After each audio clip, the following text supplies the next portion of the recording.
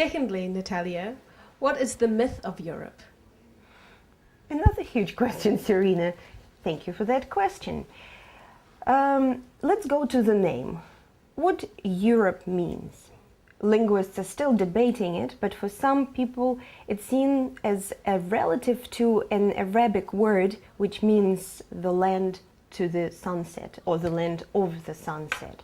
So there is another meaning of the word land on the west. So there is an idea of that west. Again, geography comes into in definition or in the meaning of the word Europe. For some, word Europa comes from the ancient myth of a princess who was he was a Phoenician princess, Phoenicia is nowadays Lebanon, and she was walking on the beach with her friends, her maidens, and Zeus, who was a main god in that pantheon, saw a beautiful maiden and decided to steal her and to take her to a different place. So he takes an image of a bull, takes the maiden with him and takes you to the island of the Crete, where she bears a child from Zeus, and he becomes the first king of the island Crete. His name is Minos, and he is the first king of the kingdom which is seen belonging to a new civilization of Europe. This plot is very well known for the Europeans through centuries. You can look at the European art from ancient Greece to Renaissance to Enlightenment to modernity, and you can see that sculptures and paintings and poems, they tell the story of Europa being kidnapped. For some historians, for example, Herodotus, he didn't believe the story of Zeus turning into bull. He actually thought that it was tit for tat. Phoenicians stole the princess of somebody who was the king of Argos. In exchange, warriors came and took this girl and took her to the island of Crete. In any vision, Europa, Princess Europa, is seen as the protogenetrix of European civilization, if there is such a thing as European civilization. But is the story enough for people who call themselves Europeans to identify with entity called Europe? There's a story about a princess and a bull transformer who transforms himself into God and back into the bull. Is it really enough? And of course, this story is seen as a background. For some etymologists, word Europa means a woman with wide eyes. There's a story there.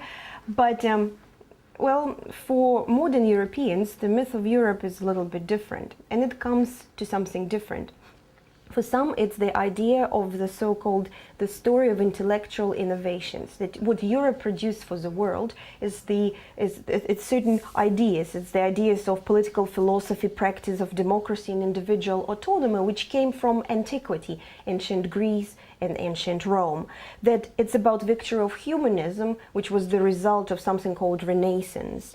That it's about rationality, triumph of natural sciences, the public sphere of debate and public deliberation and technological revolution, which is the result of enlightenment. And finally, we come to modernity, its kaleidoscopic view on reality, multiplicity of options, inevitable need for tolerance.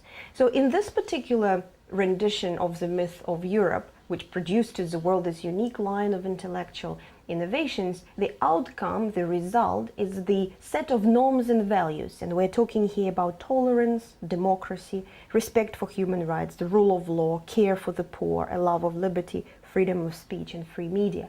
And this is what Europeans are very proud of. They think that the idea of Europe is the idea of these norms and values. But here I'm asking a provocative question. How these values and these norms different from something which is done in New Zealand, or in Australia, or in Canada, or in the United States of America? How can we tell that these are the very European values vis-a-vis something which is geographically no longer in Europe?